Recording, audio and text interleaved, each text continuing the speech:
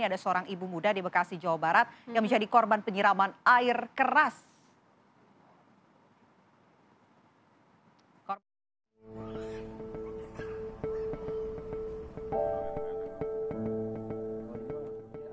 Korban diketahui bernama Farah Rizka Husnul Khotimah, kini masih menjalani perawatan di Rumah Sakit Umum Daerah Hasbullah Abdul Qadir, Kota Bekasi, akibat luka di beberapa bagian tubuhnya.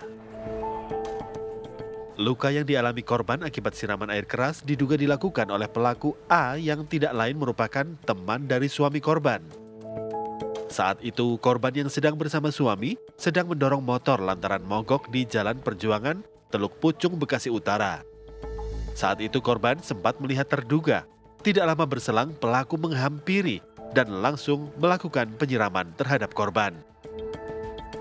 Dari Bekasi, Jawa Barat, Mahsanuddin Kurniawan, TV One mengabarkan. Tadi sudah disampaikan oleh Vena ya bahwa ada rekan kami Adi Mulya yang sudah berada di Bekasi, Jawa Barat akan menghadirkan Apa Kabar Indonesia Pagi on Location dari Bekasi, Jawa Barat untuk membahas mengenai peristiwa penyiraman air keras terhadap seorang wanita pengendara sepeda motor. Kami hadirkan bersama dengan Adi Mulya. Silakan Adi.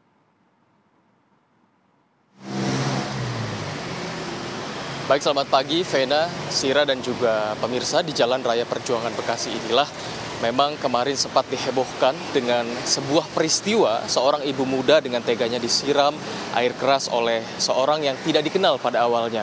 Fakta-fakta kemudian menyebutkan jika ibu muda ini ternyata mengenal dengan pelaku penyiraman air keras yang terjadi di malam hari.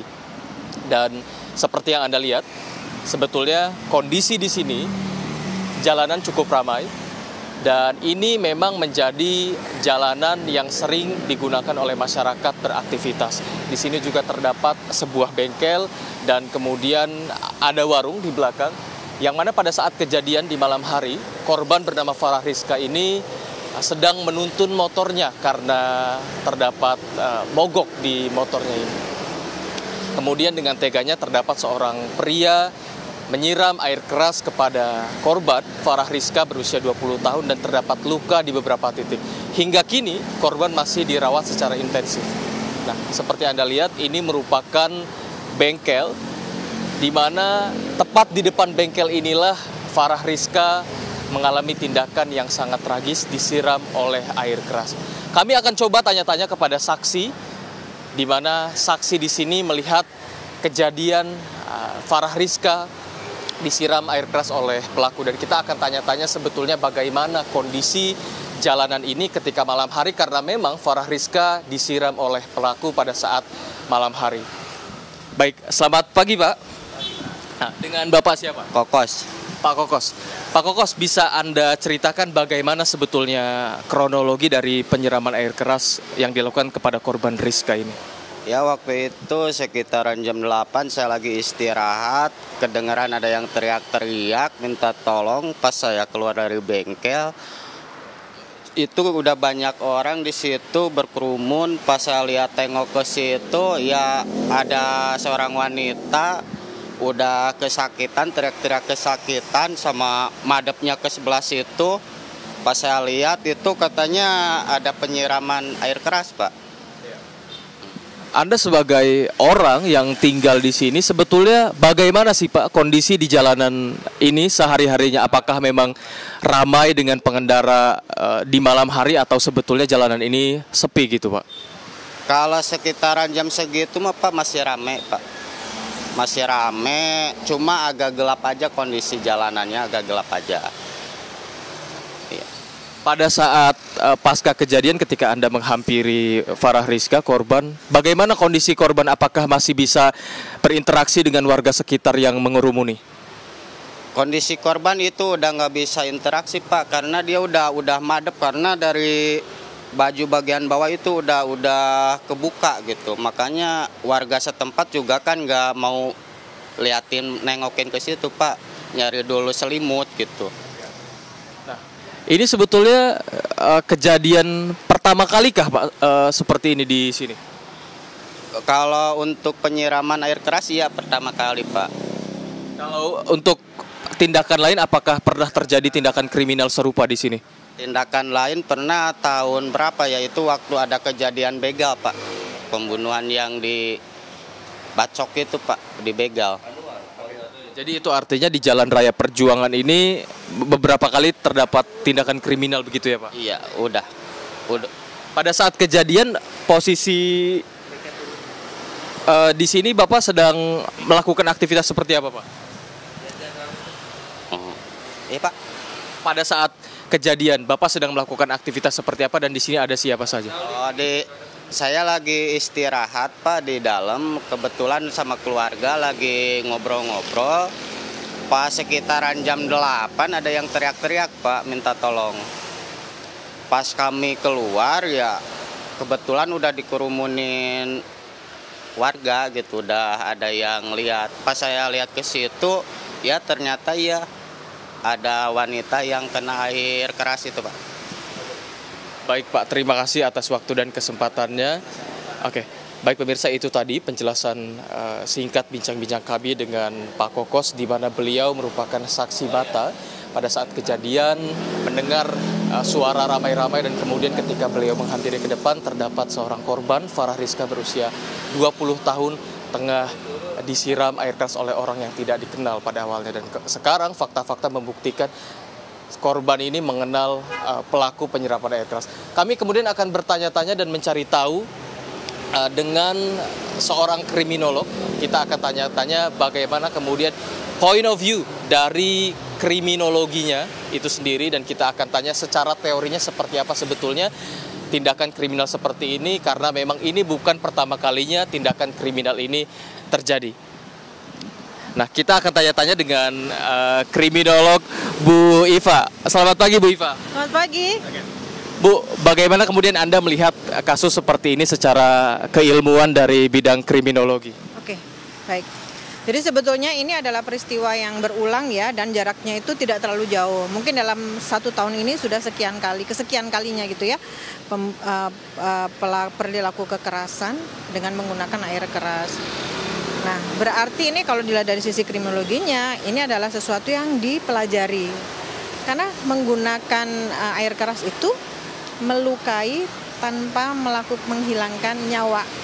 Nah, ini biasanya didasari oleh sakit hati yang terlalu berat gitu ya.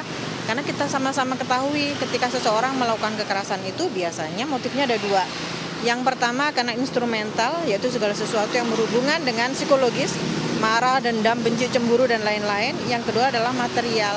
Material itu segala sesuatu yang berhubungan dengan uang, tahta, jabatan begitu ya. Nah, kalau kita melihat dari kasus ini sudah bisa dipastikan bahwa ini ada peristiwa yang membuat si pelaku itu menjadi sangat-sangat marah, sangat-sangat dendam.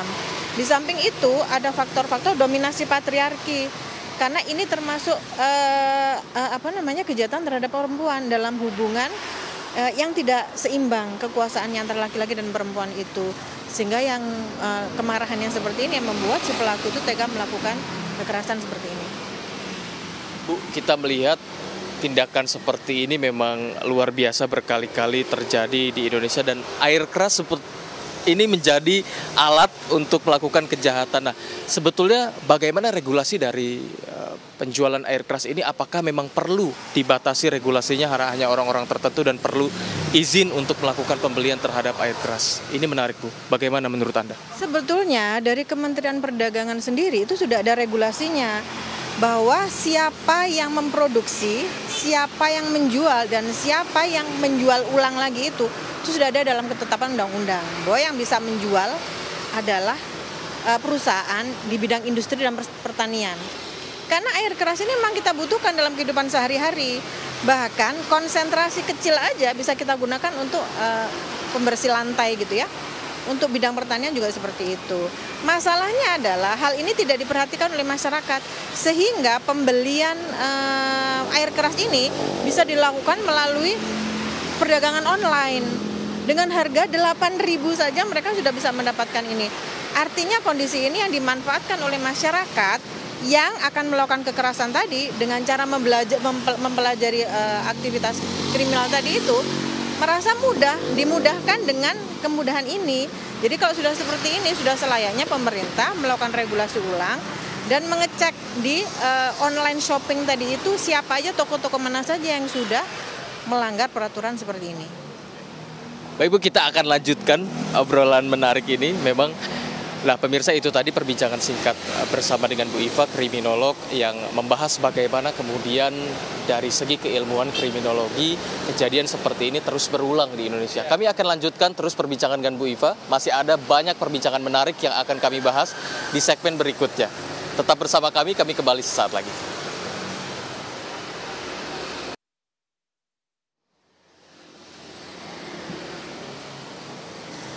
Masih di Apa Kabar Indonesia Pagi, pemirsa, kita lanjutkan perbincangan kita dengan Bu Iva selaku kriminolog. Kita ketahui ada fakta terbaru pemirsa yang menarik. Si pelaku pasca kejadian diduga melakukan video call dengan si korban, menangis kemudian meminta maaf agar laporannya dicabut. Nah, secara ilmu kriminologi, ini seperti apa sebetulnya kita akan tanya-tanya kepada Bu Iva. Bu Iva, tadi Anda mendengarkan apa yang saya sampaikan. Ini pelaku katanya video call nih Bu. Nangis, minta maaf, menyesali perbuatannya. Ini sebetulnya dari secara kriminologi seperti apa Bu menurut Anda? Biasanya begini, tindakan kriminal berencana itu prosesnya memang demikian. Jadi yang pertama adalah dia menentukan motifnya. Sebetulnya alasannya itu apa? Marah, dendam, benci, atau ingin memiliki sesuatu. Itu yang pertama. Yang kedua, dia akan mempelajari aktivitas rutin dari si calon korban.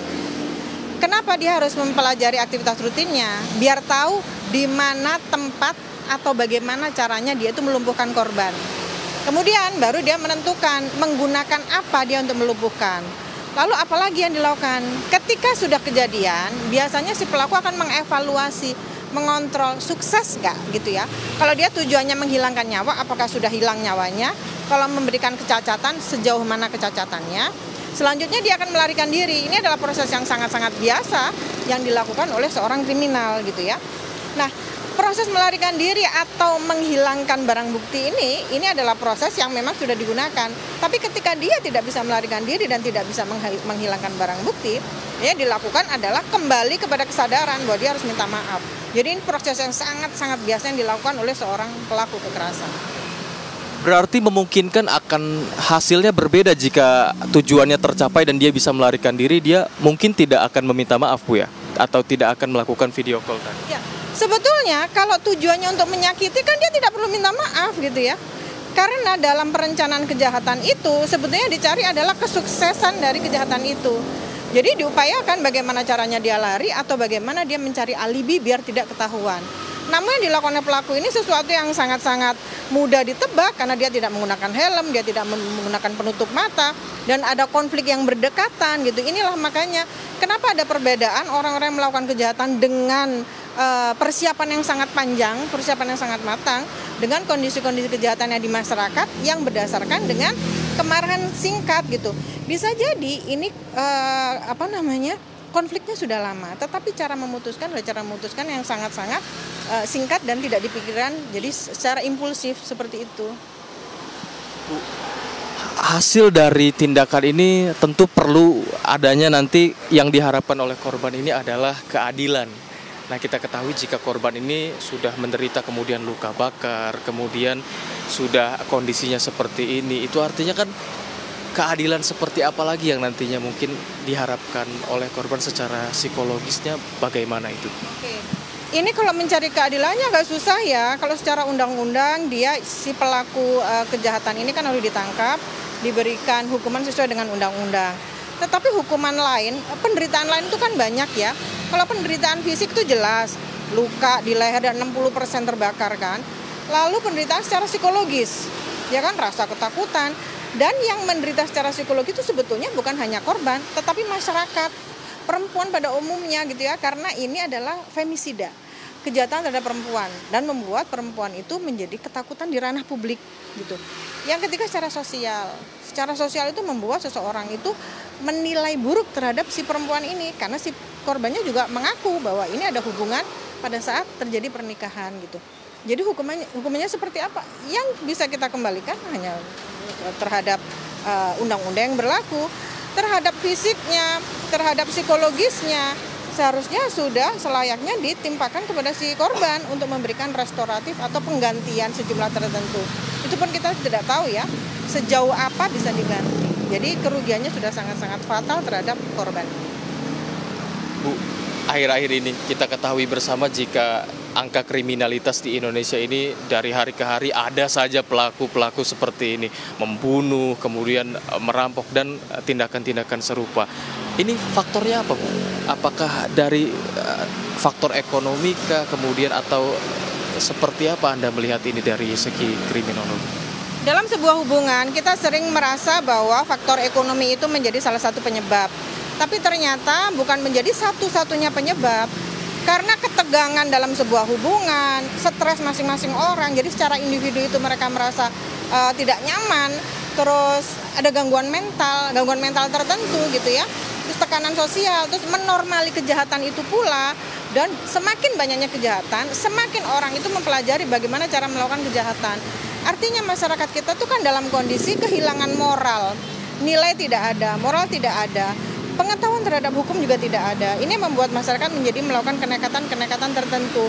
Di samping itu tekanan hidup yang sangat-sangat luar biasa membuat seseorang itu menjadi impulsif, gitu ya. Dan ini kan tidak hanya dilakukan oleh orang-orang di kalangan bawah, orang di kalangan atas pun juga melakukan kejahatan. Artinya dalam kondisi psikologis tertentu mereka sedang mengalami tekanan yang sangat hebat dalam menjalani kehidupan ini. Baik, ini perbincangan sangat menarik. Nanti kita berbincang-bincang lagi di lain waktu karena memang waktunya sudah habis. Kita berbincang-bincang lagi di lain waktu. Terima kasih Bu Iva atas waktu dan kesempatannya. Nah pemirsa, itu tadi perbincangan kami dengan Bu Iva selaku kriminolog, di mana beliau menyatakan jika hal ini memang hal yang sudah sangat sering terjadi dan memang terdapat berbagai macam faktor sehingga pelaku ini melakukan tindakannya. Termasuk tadi pemirsa, ada fakta baru terungkap, si pelaku ini memvideo call si korban, melakukan minta maaf, menangis dan meminta korban mencabut laporannya. Ini disampaikan tadi oleh kriminolog Bu Iva, di mana ini mungkin hasilnya akan berbeda jika pelaku sukses melakukan misinya, pelaku sukses melarikan diri, namun ternyata skenario pelaku berkata lain. Cerita berbelok di mana pelaku harus diketahui identitasnya dan kemudian mencari jalan lain agar ia dapat dihilangkan laporannya oleh si korban dan kemudian bisa aman menurut pemikiran si pelaku. Untuk sementara demikian, Sira dan Vena, apa kabar Indonesia Pagi on Location? Kami kembalikan kepada Anda di studio. Baik, terima kasih Adi Mulya, informasi langsung dari Bekasi, Jawa Barat di lokasi TKP, kemudian perbincangannya dikupas tuntas bersama dengan kriminolog. Betul, Terima sangat kasih. menarik sekali ya Sangat perbincangannya. menarik sekali.